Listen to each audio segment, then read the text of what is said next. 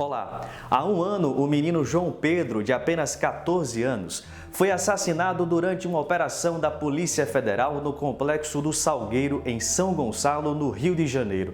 O caso chocou o país e um ano depois ainda mobiliza a sociedade em busca de justiça. A morte de João Pedro reúne dois graves problemas da sociedade brasileira: a violência policial e o racismo. Na edição de hoje você acompanha os mais recentes casos de racismo envolvendo grandes marcas do varejo. Na entrevista central, a integrante do Fórum em Defesa da Criança e Adolescente, Cecília Góes, aponta as fragilidades das políticas públicas do governo Bolsonaro para o combate ao abuso e exploração sexual de crianças e adolescentes. Continue aqui com a gente, eu sou Afonso Bezerra e o Central do Brasil começa agora. Central do Brasil. O ex-ministro das Relações Exteriores, Ernesto Araújo, prestou depoimento nesta terça-feira, 18, na CPI da Covid no Senado. Ele admitiu que o presidente Bolsonaro pediu a intervenção do Itamaraty na negociação de insumos de cloroquina com a Índia. Araújo também informou que não agradeceu a solidariedade da Venezuela na oferta de oxigênio durante a crise em Manaus e disse ser inofensivas suas declarações a respeito da China, negando atritos com os chineses. O ex-chanceler também disse que o Ministério das Relações Exteriores teve papel secundário nas negociações da vacina e que coube ao Ministério da Saúde a decisão sobre as aquisições das doses abaixo da média de outros países. Além da violência policial, a população negra também é vítima do racismo aplicado pelas equipes de segurança das grandes marcas do varejo. Luísa Sansão nos relata os casos mais recentes envolvendo supermercados, entre eles um de Salvador, em que dois homens foram presos, entregues a traficantes e, em seguida, assassinados. Vamos conferir. Trilhos do Brasil. Em Salvador, no último dia 26 de abril, depois de terem sido flagrados tentando furtar 4 pacotes de carne em uma loja do Atacadão Atacarejo, Bruno Barros, de 29 anos, e Ian Barros, de 19, foram agredidos dentro do estabelecimento, ameaçados e entregues pelo gerente e seguranças do supermercado a traficantes, que os torturaram e mataram. Em Porto Alegre, João Alberto Silveira Freitas, de 40 anos, foi espancado e asfixiado até a morte por seguranças no estacionamento de uma loja do Carrefour no dia 19 de novembro de 2020, véspera do Dia da Consciência Negra. No Rio de Janeiro, em 2019, um segurança do supermercado Extra, da Barra da Tijuca, matou Pedro Henrique Gonzaga, de 19 anos, deitando em cima de seu corpo e sufocando-o com uma gravata, enquanto clientes gritavam que o jovem estava ficando roxo e pediam para ele soltá-lo. Bruno, Ian, João e Pedro tinham, em comum, a pele negra. Segundo a coordenadora do Movimento Negro Unificado do Recôncavo Baiano, Tainá Santana, não são casos isolados, mas recorrentes em uma sociedade estruturalmente racista. Essas situações não são circunstanciais, por mais circunstanciais que pareçam, né? Não são situações que já, historicamente, nós viemos denunciando, né? Dentro dos movimentos negros, dentro das organizações. Segundo a advogada Juliana Lima, cofundadora do Grupo Pernambucano de Juristas Negras, a Baiomi, em estabelecimentos comerciais e instituições em geral, a pessoa negra é sempre tratada como suspeita. O caso que levou a um homicídio de jovens em Salvador que haviam furtado carne. É importante lembrar que no Brasil nós não temos pena de morte, nós temos uma lei de execução penal efetiva. O Código Penal brasileiro, ele é referência no mundo. E ainda assim é visto a propriedade, o bem propriedade ser maior que o bem da vida. A nossa reportagem não conseguiu contato com a assessoria do Atacadão Atacarejo, mas em nota que circulou em outros veículos, informou não compactuar com qualquer tipo de violência. O supermercado Extra não respondeu ao nosso contato E o Carrefour afirmou por nota que passa por um processo de reestruturação profunda. E é por meio da arte que a juventude da periferia de 4 cidades brasileiras, Rio de Janeiro, Recife, São Paulo e o Distrito Federal, resiste contra a falta de oportunidades e a violência. Carolina Batailler nos mostra como o Festival Juventudes nas Cidades tem feito da cultura uma ferramenta de visibilidade para os jovens das periferias. Nacional. A arte ocupa espaços e conquista territórios. Isso é Brasil. É nisso que acredita o multiartista Papi Guajá Onijá. No dia 14 de maio, ele mostrou sua arte no primeiro festival online Juventudes nas Cidades. A arte é uma forma de comunicar, né? São várias formas de linguagem. Então, a gente afirma estar resistindo, continua resistindo e a gente cria esse cenário de possibilidades, né? Um mundo, um universo seguro, possível, que caiba à nossa existência. Essa experiência começou com atividades formativas, onde os participantes puderam aprender mais sobre ferramentas de produção cultural e internet.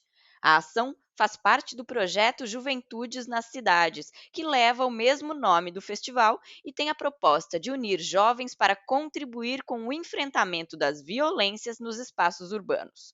O resultado desse processo de aprendizado uniu música, dança, culinária e outras temáticas num ambiente online de apresentações, trocas e encontros protagonizados pela juventude das periferias e favelas de São Paulo, Rio de Janeiro, Recife e Distrito Federal, construindo assim uma vitrine dos trabalhos dessa parcela da juventude que se encontra fragilizada neste momento de pandemia. Quem explica um pouco mais sobre essa proposta é Tauá Pires, coordenadora de programas de juventude, gênero e raça da Oxfam Brasil. A ideia, num momento como esse de pandemia, é abrir um horizonte de plano de futuro, de resistência e de saídas para essa crise. E certamente a arte e a coletividade são saídas concretas que, se não resolvem o problema que a gente está vivendo, que é difícil de resolver, criam uma condição, uma estrutura melhor para que os jovens possam atravessar esse período. A programação do festival está disponível até o dia 21 de maio no site juventudenascidades.gamifica.ai. Para acessar, é necessário fazer antes um cadastro no site. Apesar da resistência da juventude por meio da cultura, o Brasil ainda amarga indicadores preocupantes. O país ocupa o 2º lugar no ranking das nações com mais casos de exploração sexual infanto-juvenil. São 500 mil casos por ano, de acordo com dados colhidos pelo Instituto Liberta. Na entrevista central, recebemos a integrante do Fórum em Defesa da Criança e do Adolescente, Cecília Góes. Ela mostra o crescimento dos casos de abuso sexual contra crianças e adolescentes durante a pandemia e a frágil resposta do governo Bolsonaro a este grave cenário. A entrevista é de Vanessa Nakassato. Entrevista Central. A nossa convidada de hoje é a Cecília Góes. Ela é do Fórum em Defesa de Crianças e Adolescentes do Ceará. Neste 18 de maio, dia em que reforçamos o combate à exploração e o abuso sexual de crianças e adolescentes, Cecília vem nos dar um balanço de como anda a situação em relação a este assunto. Seja bem-vinda, Cecília. O abuso sexual de crianças e adolescentes aumentou na pandemia? Acredito que sim, porque o isolamento social está acontecendo em todo o país, né? E, infelizmente, a violência sexual, ela acontece sorrateiramente, e aí principalmente no seio familiar, no ambiente familiar. E aí uma coisa que é ruim também é que essa criança ela não tem mais a oportunidade de ir para a escola, de sair para outros espaços, de ter contato com outras pessoas e assim poder denunciar. Então há subnotificação de casos? Sim, sempre houve e agora continua sendo dessa forma, porque a violência sexual é uma das violências mais difíceis de denunciar. Primeiro, quando é em caso de abuso, vizinhos, né, e familiares têm medo, né, acham que não devem se meter porque é uma questão familiar, uma questão pessoal. e acham que não podem denunciar porque se a pessoa souber, como é vizinho, como é parente, vai vir tirar satisfação. Então a pessoa prefere saber da violência, conviver com aquilo e não denunciar, porque ela teme ser agredida, ela teme ser ameaçada. Infelizmente, as pessoas pensam mais em si do que no outro, né? Nesses casos de denúncia.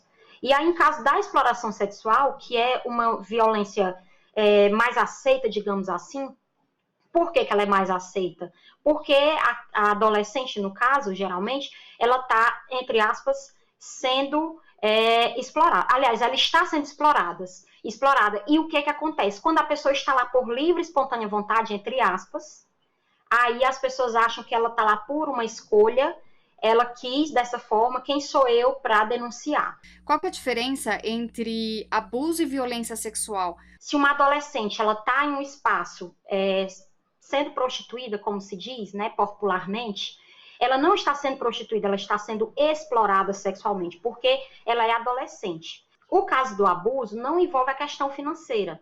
A pessoa simplesmente abusa, se utiliza do corpo da criança ou da própria criança sem toque, mas já é um abuso, né? Isso não envolve uma questão financeira. E aí o abuso ele tem várias vertentes, né? Você vai ter o voyeurismo, você vai ter a pornografia, você vai ter a conjunção carnal, né? Que é o ato em si, você vai ter um toque, você vai ter uma ligação, né? Uma fala com cunho sexual, uma estimulação, ou você vai se expor para a criança, ou vai querer que a criança se exponha para você. Então, isso é abuso. Ter uma figura como Damares Alves no Ministério da Mulher e dos Direitos Humanos impacta na implementação de políticas de proteção às crianças e adolescentes? Infelizmente, sim, porque é uma pessoa muito conservadora, né, que não se detém aos detalhes, né, às nuances da violência sexual. Temos perdido muito em questão de política pública, porque os gestores maiores, no caso a nível federal, eles não têm a sensibilidade para compreender a violência sexual em si. Então, eles não vão ter a sensibilidade para destinar recursos para essa área, né? Eles não vão ter o compromisso com esse movimento, com essa luta, com esses espaços que fazem atendimentos a vítimas. Em geral, quando uma criança ou adolescente sofre abuso sexual e não fala sobre o ocorrido, o comportamento muda. Que sinais eles dão de que algo está errado? São sinais sutis, muitas vezes. Às vezes a criança muda o comportamento repentinamente, né? Às vezes ela era tranquila e agora ela está muito mais agitada, ou então ela está muito mais violenta, né? Muito mais agressiva, ou ela está muito mais retraída. Uma criança que era mais espontânea, que era mais brincalhona, agora ela está mais retraída. E durante todo o século XIX, rebeliões de pessoas escravizadas combatiam a exploração do povo negro e trilharam o caminho da abolição. Um destes movimentos é a Revolta dos Malês, na Bahia, muito bem documentada em um clássico da nossa historiografia, recomendado hoje pela estudante de História, Sheila Souza. Vamos conferir? Parada Cultural. Oi, gente, tudo bem com vocês? Eu sou Sheila Souza, militante do Levante Popular da Juventude e estudante de História na Universidade do Estado da Bahia. E hoje eu tô aqui para trazer uma dica de leitura. É o livro do professor João José Reis, Rebelião Escrava no Brasil, a história do Levante dos Malês. Nesse livro, o professor traz os aspectos organizativos desse levante que acontece em 1835, assim como aspectos da vida cotidiana dessas pessoas. Durante esse período e durante esse levante, libertos e escravizados lutavam pelo fim da escravidão e também pelo direito de professarem o seu credo, já que se tratavam de pessoas islamizadas. E a fé oficial no Brasil durante o período era o catolicismo. Durante o período de maio, durante o mês de maio, no qual nós falamos tanto sobre a abolição, é importante resgatar esse momento e lembrar que para ter 1888, para ter 13 de maio, teve que haver Revolta de Búzios, Sabinada, Revolta dos Malês. Leitura fundamental para entender um pouco da nossa história.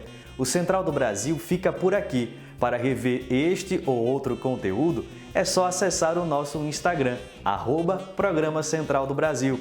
Até mais!